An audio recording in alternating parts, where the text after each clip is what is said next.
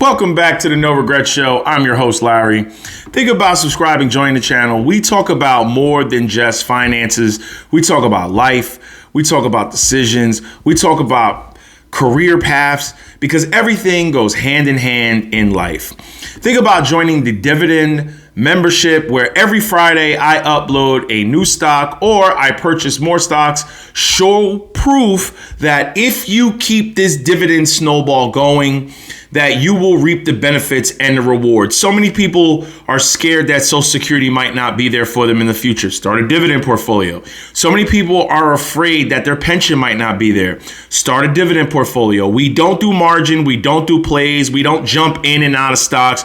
We don't take profits. We are planting seeds to grow these trees so we can eat off the fruits that they provide for us in the future. Link will be in the pinned top comment.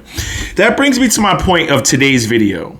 Are you holding on to stocks that you think you should have sold, or they've been down for the past 2 to 3, 4 years? Because a lot of these influencers, let's be honest, they talked about a bunch of stuff that they said would blow up and would make you wealthy and take you to the promised land. You're afraid to sell them because you're afraid. I know I've gone through this in the past. I feel right when I sell it, it's going to blow up. It's going to blow up and it's going to go up in value. A lot of times we got to get out of our own heads. You got to also look at it as if you would have put that money into an S&P 500 or a great company, or you would have put it in a great dividend company, you missed out on some huge gains. So the information that I'm going to give you is from the knowledge and the books that I've read, from Warren Buffett. I hate even saying that name anymore because so many people, that's the only name they know. But Jack Bogle, Peter Lynch, Greg Ellis, Burton Malkiel, all these people have said the same thing when it comes to holding on to losers and winners. Now, they say winners because a lot of people look at their stocks that are in the green as a winning stock and the stock that is in the red is a losing stock. They kind of have a gambling mentality. Now, I will always say it's your money. I didn't help you make it. I can't tell you how to spend it. I'm just a guy on YouTube who doesn't even have a high school diploma, but I've done pretty well for myself by just educating myself and listening to people doing better than me. The end of the year is coming. Meaning the end of 2024 is upon us. 2025 is coming in. So what happens is the IRS allows you to deduct your losses. Meaning if you sell your losing stocks, you have up to $3,000. Don't quote me on this.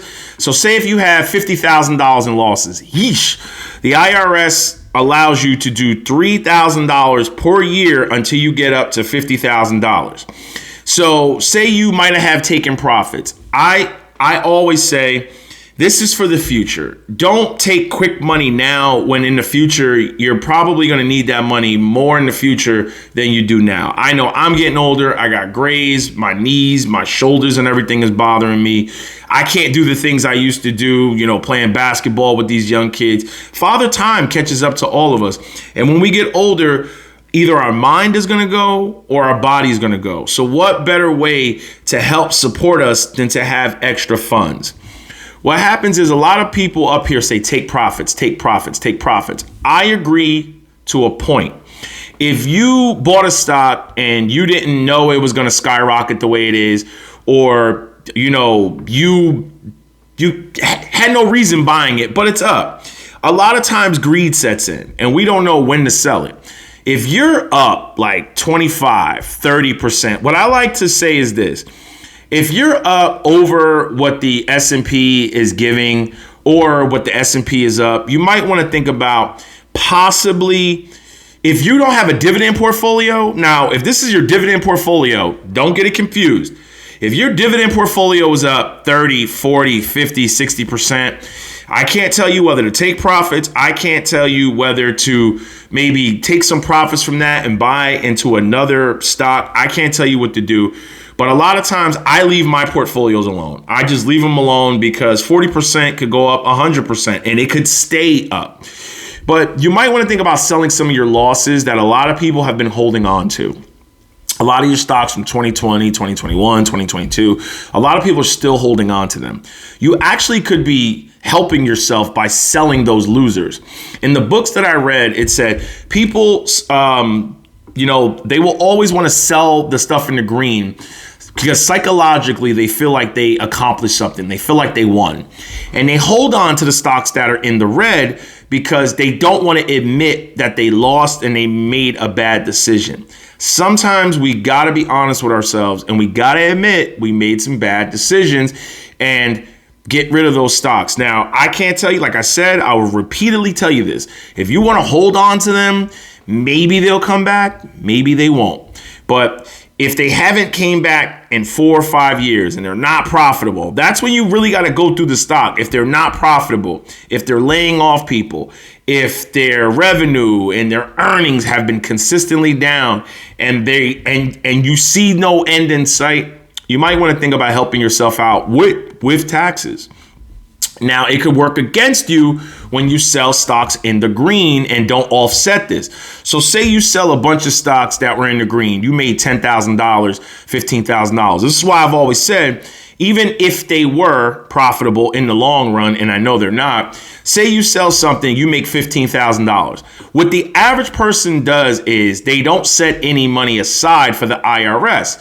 Whatever tax bracket you fall into, you owe that amount to the IRS, meaning I fall into like the top percentile of tax earners. What tax gainer?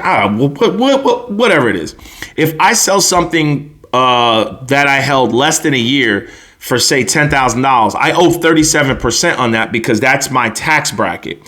So they will just tack that onto my wages. And then if I were going to get a return back, I just wipe that out because they gave me the whole 10 grand out of the market. But now I physically got to cut a check to the IRS. This is why I've always said, hold things long term, because you will pay less taxes in the long run.